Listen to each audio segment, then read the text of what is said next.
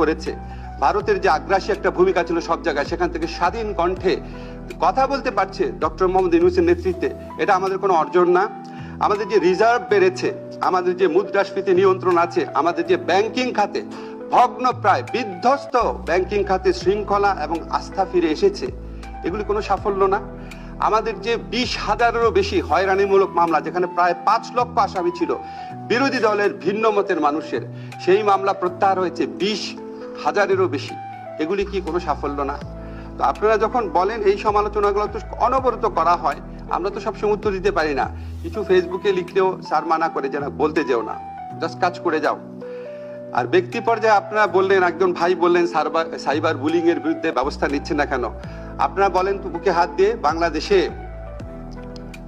গত 16 মাসে সবচেয়ে বেশি সাইবার বুলিং কার এগেইনস্টে হয়েছে? আমার এগেইনস্টে হয়েছে। চ্যালেঞ্জ করে বললাম আপনাদের, আমার এগেইনস্টে হয়েছে।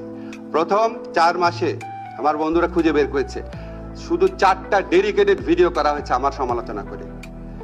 আমি 15 বছর ছিলাম পাকিস্তানের দালাল, ওভারনাইট আমি ভারতের দালাল হয়ে গেছি।